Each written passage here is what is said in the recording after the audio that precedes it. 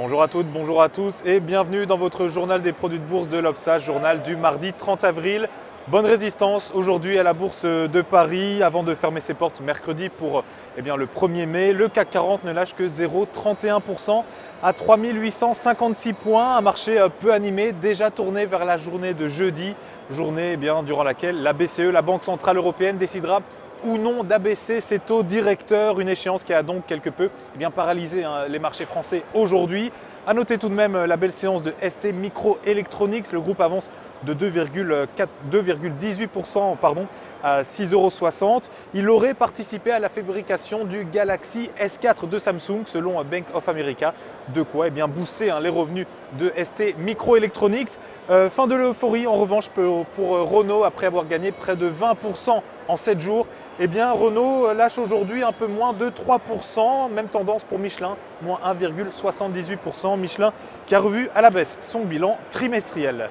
Direction les États-Unis maintenant, outre-Atlantique, où le Dow Jones termine en légère hausse. Le S&P 500, quant à lui, affiche plus 0,21%. Du coup, il améliore son pic historique touché hier avec 1596 points. Quant au Nasdaq, il touche son plus haut depuis près de 12 ans. Des bons résultats donc malgré des statistiques quelque peu mitigées.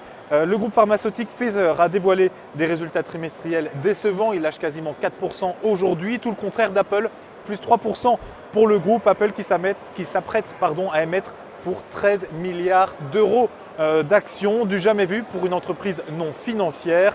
Et puis enfin du côté des chiffres macroéconomiques, déception pour l'indice PMI de Chicago en recul de 52 à 49 points. Satisfaction en revanche pour la confiance des consommateurs qui elle augmente en passant de 59,7 à 68,1 points.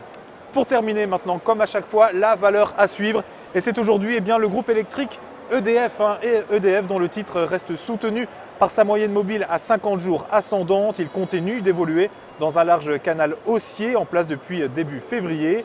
De son côté, le RSI reste bien orienté. En conséquence, tant que 16,48 € reste support, nous tablons sur une nouvelle jambe de hausse en direction des 17,90 € dans un premier temps.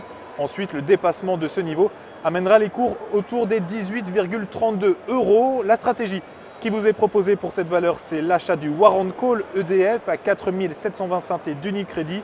Son prix d'exercice, 18 €. Sa date d'échéance, le 6 décembre prochain. Voilà qui termine ce nouveau journal des produits de bourse. Je ne vous donne pas rendez-vous demain pour cause de 1er mai, mais bien jeudi. Bonne fin de journée à tous et à jeudi. Au revoir.